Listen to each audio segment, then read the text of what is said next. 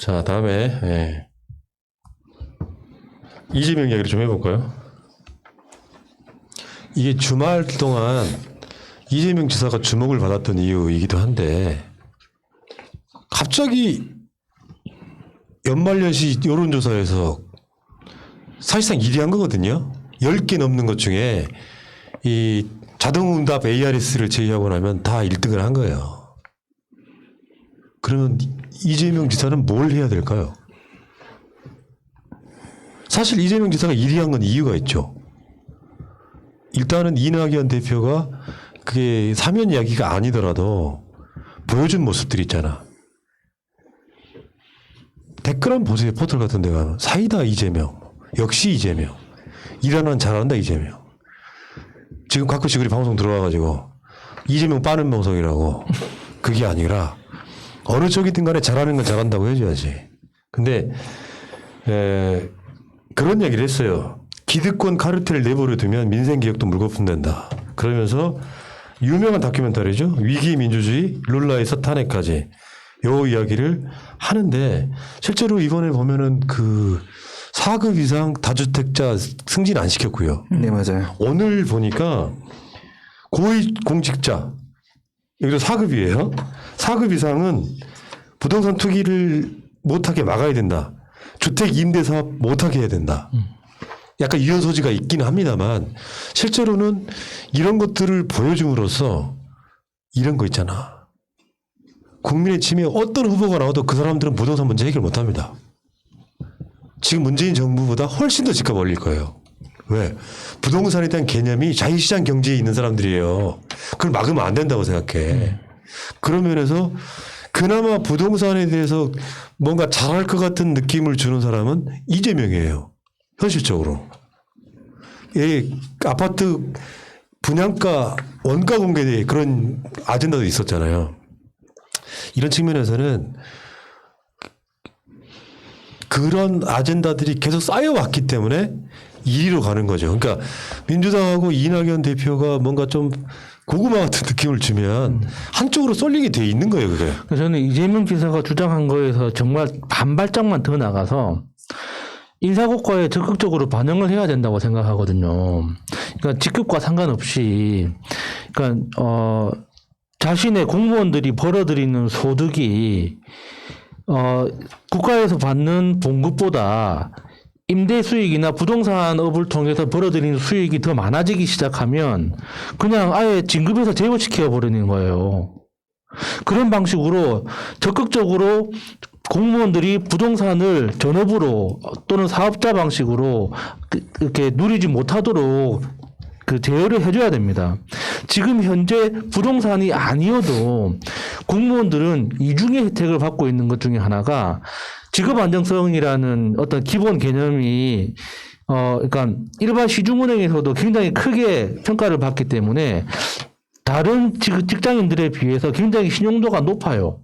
그걸로 일단 1차 혜택을 받고 있고, 그리고 공무원 연금을 통해서 공무원 공제가 있잖아요. 거기에서 또 자유롭게 시중은행에서 제공하지 못하는 어떤 추가적인 여신을 또 별도로 받는단 말이에요. 그러니까 부동산 시장에서도 불공평한 게임이 되는 거예요. 그 일반 직장인들은 자기가 열심히 신용관리 해가지고 힘들게 대출 받아서 부동산을 마련해 나가는데, 공무원들은 시중은행에서도 대출 받고 공제조합에서도 대출 받아가지고 그냥 꼬마 빌딩 그냥 한 채 사버린단 말이에요. 근데 이런 방식이 그러니까 어떤 윤리적으로나 법적으로 문제 삼을 수는 없는 거잖아요. 그게 지금 존재하는 제도이기 때문에. 그렇다면 실제로 이 사람이 공무원인가 아닌가라는 이 존재 정체성 자체를 새롭게 들여다봐야 된다는 거죠. 그러니까 당연히 공무원 본인의 이름으로는 그런 일을 못할 거 아닙니까? 그럼 배우자나 직계 좀비속을 활용해서 그런 부동산업을 하게 될 텐데, 그런 소득의 개념을 좀 다른 시각에서 봐줘야 된다는 거죠. 그래야 공평해지는 거예요. 아니, 왜 정년도 보장받고 신용은 일반 시민의 2배, 3배로 인정받아가지고 그냥 공무원 시작하고 5년 뭐 6년 차 되면 그냥 꼬마 빌딩 한 채 당연히 사야 된다는 이런 관리가 왜 있어야 되는 겁니까? 그러니까 이게 이재명 지사가 굉장히 정확한 부분을 찝기는 했는데 저는 여기 반발짝만 더 나가서 좀 더 적극적으로 이게 인사고과 시스템하고 소득 시스템하고 이게 연동이 돼야 된다고 생각해요. 근데 저는 이 다주택자 승진을 막은 부분 실제로 그것을 실천하는 걸 보면서 이분이 한다면 진짜로 하는 사람이구나. 그런데 그걸 보면 안타까웠던 게 뭐냐면 중앙정부나 공공기관에서요. 이재명 지사가 공익을 목적으로 이런 일을 하려고 하는데 정보를 좀 주시오라고 하니까 개인정보다 개인정보보호법 위반이다 이러면서 공개를 거부했어요. 근데 여기서 제가 이재명 지사한테 팁을 하나 좀 드리도록 할게요. 우선 첫 번째 두 가지 말씀드리면 첫 번째는요. 대다수의 사람들이요. 이재명 지사님도 이렇게 알고 계실지 모르는데 지방자치단체는 정보공개를 청구할 수 있는 자격이 안 된다. 그거는 그냥 자연인만 된다라는 식으로 알고 계실 수도 있어요. 그렇게 지금 알려져 있는데요. 네, 미 공보 판례에 따르게 되면요. 지방자치단체도 본인이 가지고 있는 정보가 아니라 중앙정부가 가지고 있는 정보에 대해서는 한 사람으로서 공법상 법인으로서 정보공개 청구권자가 될 수 있다. 정보공개법 5조 1항 헌법 21조에 따른 청구권자 될 수 있기 때문에 소송으로 받을 수 있습니다. 그래서 요 길 하나 열어놓고요. 그다음에 재밌는 거 하나 말씀을 드리면 개인정보라고 해서 자꾸 이런 얘기를 하면 중앙정부 협조를 안 하는데요. 저는 이런 일을 할 때 지금 보면 경기도 관내에 주택 임대 사업자 명단이라도 공식 요청을 해서 입수를 했으면 좋겠다라고 얘기를 하는데 이게 입수가 안 될 거란 말이죠. 이런 식으로 달라고 하면 또 중앙정부 안 줄 건데 이런 판례가 있습니다. 수능 시험 정보를 공개를 해버리게 되면은 학교들이 막 고등학교들이 서열화가 될 거기 때문에 공개할 수 없다. 뭐 이런 식의 이유로 거부를 했었어요. 근데 그걸 공개해달라고 한 사람이 누구였냐면 사범대 교수님이었습니다. 사범대 교수님은 학교들의 서열화를 해결하기 위한 연구 자료를 쓰려고 하는 거기 때문에 충분히 공개할 수 있다. 대신에 사설 학원 강사가 달라는 건 안 된다. 그건 그렇게 사용될 수 있기 때문에. 그래서 개인 정보도 역시 마찬가지로요. 이렇게 공익 목적으로 임대 사업을 공직자들 막으려는 목적으로 공개 청구를 하게 되면 저쪽에서 공개를 해줘야 될 의무가 생기거든요. 그래서 그런 방식으로라도 좀 무기를 많이 갖추셨으면 좋겠어요. 예. 정보를 많이 가지고 있어야지 많은 일을 할 수 있습니다. 그러니까 큰 틀에서 보면은 지금은 어떻게 보면 이재명 현상이 나타나는 거예요. 그러니까 이낙연 대표한테 안타까운 게 그런 거거든. 큰 흐름을 보면 문재인 정부가 열심히 뭔가를 하려고 했는데 국회 의석이 너무 적은 거야. 그래서 일 좀 해보라고 180석을 몰아줬어. 물론 그 국회가 끝난 것도 아니고 한 6개월밖에 안 지났지만 그러면 아젠다가 선명해야 돼. 합시다. 뭐 개혁적이어야 돼. 그런 상황에서 사면론 같은 똥볼을 어마어마하게 차버리는 민주당도 지금 뭐 잘한 것들 많아요. 사실은 지금 현재 뭐 공소청이라든지 이런 거 다 잘한 것들 많은데 저번에도 그랬잖아. 윤석열 탄핵에 대해서 사실상 당대표가 눌렀잖아요. 그런 말 하지 말라고.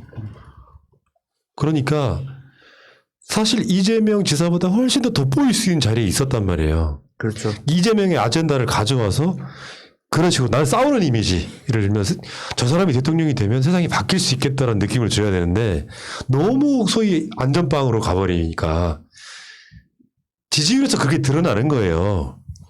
개혁적인 사람이 지금 필요하다는 느낌을 주고 있는 거거든요. 이낙연 대표가. 그래서 제가 그때 지난 금요일 날 사면론 나왔을 때 이낙연 대표는 앞으로 지지율 1위 하기 힘들겠다 이런 생각을 해봤거든요. 지지층을 결집을 못 시키는 상태에서 어쨌건 지금 이재명 지사가 굉장히 스마트한 거예요. 현안 이슈는 비껴나 있지만 부동산에 대해서 자꾸 인식을 시켜주는 거예요. 가끔씩 하는 거 보면 지금 우리 쪽 지지층에서는 지지율 빠지는 이유가 첫 번째가 부동산 문제라는데 국민의 지금 어느 쪽에서도 부동산 해결할 만한 정도의 이미지 갖고 있는 사람이 일단 없죠. 윤석열? 윤석열이 부동산은 그런 거 연관이 없잖아. 네. 그런 상황에서 이재명 지사가 부동산 문제 최소한 내가 대통령이 되면 해결하겠다 정도의 느낌이 계속 나오고 있는 거거든요.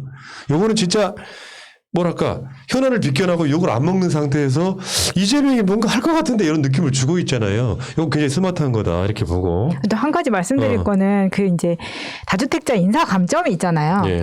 이걸 잘 하긴 했는데 사람들이 언뜻 보기에는 야 이거 너무 심한 거 아니냐라는 이야기를 할 수도 있는데 여기에서 이 가구에서 다주택 보유라도 부모님이 실거주하거나 특이 목적이 없는 경우는 예외로 인정을 해줬습니다. 그러니까 막 두테르테처럼 무조건 무작위하게 밀어붙이고 이게 아니다라는 말씀을 드리고 싶네요. 알겠습니다. 예. 그리고 지금 유시민 장관 같은 경우도 그 알릴레오 지금 요즘에는 책 읽는 프로로 바뀌었죠. 거기서 그런 얘기를 했어요. 부동산세가 소득세에 비해 너무 헐렁해서 불로소득은 더 과세해야 된다. 그러면서 실제로 이제 뭐 부동산을 잡는 여러 가지 방법이 있겠지만 그중에 최고는 그거 아니겠습니까? 불로소득은 다 과세해버려야 되는데 실제로 그 부동산세가 굉장히 약하다는 건 근데 그런 비유들이 있더라고요. 뭐가 있냐면 진짜 그 고시원에 사는데 한 달에 월세로 30만 원을 내야 돼. 고시원에 사는데. 네. 근데 부동산 가격이 올라서 실제로 부동산 뭐 이렇게 구간마다 약간씩 다르겠습니다만 그 사람들이 내는 대개 부동산세가요 2, 30만 원밖에 안 하는 거예요. 1년에. 1년에. 예. 이게 뭔가 엄청 불공평하잖아요. 저는 물론 이제 여러 가지 종합적인 막 공급의 문제도 있고 등등 여러 가지가 있겠지만 실제로 저는 그렇게 생각해요. 세금 폭탄론을 이야기하지만 다음 대선 주자들은 부동산에 대해서 불로소득은 사실상 거의 다 환수하겠다. 그런 정책으로 가야 된다고 생각합니다. 그러니까 보유세 이야기를 많이 하죠. 뭐 미국 같은 경우도 보유세가 이렇게 뭐 그 세법이 복잡하지만은 이렇게 저렇게 다 계산하고 나면 결국에는 1% 정도. 그러니까 그 구매했을 당시 금액의 1% 정도를 계속 보유세로 꾸준하게 내야 된다. 그러면 내가 건물하고 땅하고 합쳐가지고 1,000억짜리를 가지고 있으면 매년 세금으로 10억씩을 내야 된다는 거예요. 근데 우리나라에서는 상상하기 힘든 금액이잖아요. 우리나라는 보통 1,000억이라 그러면은 추정 금액이 한 1,600만 원? 그래서 한 2천만 원 정도 추정을 하거든요. 보유세 개념으로 내는 세금 자체가. 그러니까 엄청나게 큰 차이가 있는 거죠. 불로소득에 더 과세해야라고 주장을 했을 때 화를 내는 사람들이 불로소득자예요. 예. 근데 실제로 더 크게 화내는 사람들은 땅이 없는 사람들이죠. 왜냐하면 앞으로 내가 땅을 가질 거거든. 근데 이거에 대해서는 사람들이 반대를 할 수는 없을 거라고 생각을 하는데요. 우선은 뭐 이거 관련돼서 지니계수를 제가 좀 확인을 해봤는데 이 지니계수가 그 나라의 그 불평등 지수예요. 소득 배분의 불평등 지수인데, 그러니까 1로 가면 최악입니다. 완전 불평등이고 빵으로 가게 되면 완전 평등으로 가장 좋은 건데요. 이게 2017년도부터 그러니까 문재인 정부가 들어온 다음부터 계속 4년 연속 지니계수 하락이더라고요. 지금 계속적으로 좋아지고 있어요. 그러니까 코로나가 이 지니계수에 악영향을 줌에도 불구하고 계속 점점 좋아지고 있는 건 사실입니다. 그런데 이걸 보면서 제가 또 다시 떠올랐던 건 기본소득이에요. 뭐 이재명 지사가 뭐 처음 얘기를 하기도 했지만은 그때 당시에 그런 이야기를 했어요. 국민의힘에서 했던 얘기가 기본소득을 줘버리게 되면은 이거 불로소득 아니냐. 그냥 주는 돈이니까 일 안 할 거 아니냐. 이런 얘기를 했거든요. 그러면 다시 여기다가 대입을 시켜보게 되면은 네, 이 부동산세를 걷어가지고 다 100% 다 뺏어가 버려도 네, 이건 일 안에서 번 불로소득이기 때문에 너희들의 논리대로 하게 되면 절대 반대할 수 없는 거죠. 불로소득을 인정하지 않는 사회가 오케이. 가장 공정한 사회죠. 여기 알릴레오에 나왔던 전강수 대구 가톨릭대 교수가 한 말입니다. 그대로 한번 읽어드려 볼게요. 문재인 정부가 부동산 정책에 실패하면 그 다음에는 선동가가 나온다. 국민들이 거기에 마음을 빼앗기면 이명박보다 더한 사람이 나올 수도 있다. 단순히 정책 실패, 지지율 하락 문제가 아니라는 위기감을 느끼고 있다. 상대적으로 못하는 사람이 집권하는 정도가 아니고 부패한 민주정권에서는 언제나 부패한 민주정 지금 이 형태를 말하는 거예요. 부패한 민주정에서는 언제나 최악의 인물에게 권력이 돌아간다. 끔찍한 일이 벌어질 수 있다. 부동산 정책은 그만큼 무서운 거죠. 부동산 정책 때문에 노무현 대통령이 사실상 정권을 뺏겼다고 해도 과언이 아닌데 나중에 오해였어요. 나중에 시간 지났을 때는 일정 정도 오해한 측면이 있거든 국민들이.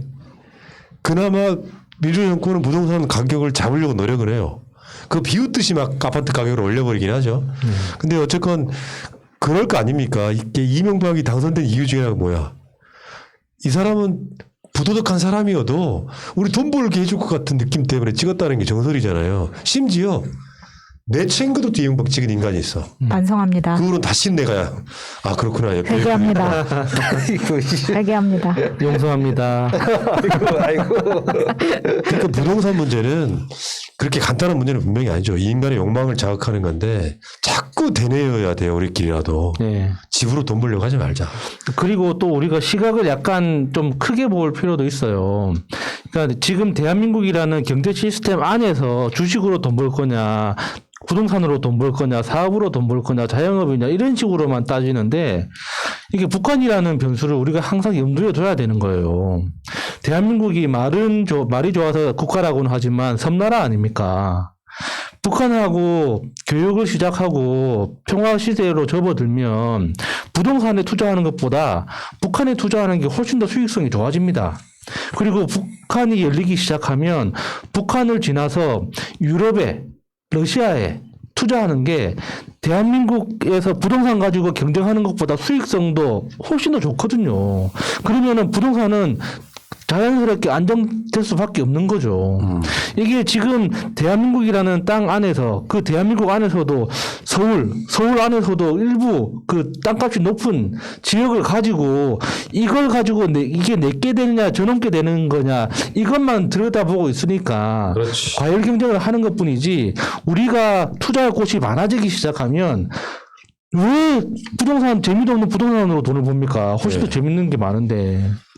다시 한 번 말씀드리지만 저 사람들은 문재인 정부의 부동산 정책이 실패해야만 되는 사람들인데 저 사람들한테 정권을 내주거나 서울시장을 내주면은 문재인 정부의 부동산 정책 실패라고 하는 것보다 훨씬 더 망가져요. 그러니까 최선은 아닐지라도 차선은 되는 거예요. 문재인 정부의 부동산 정책이. 근데 여기서 지금 이상하게 꼬여있는 부동산 정책에 대해서는 최소한 국민의 지금 후보들은 말할 자격이 없지요. 그 이혜원이 전세 몇 억 한다고 그랬지? 26억. 26억. 반포 레미안. 저는 무주택자입니다. 얼마짜린데요? 전세 26억이요. 무주택이네. 무주택이네. 에휴. 참. 자, 부동산 이야기는 여기까지 하겠습니다.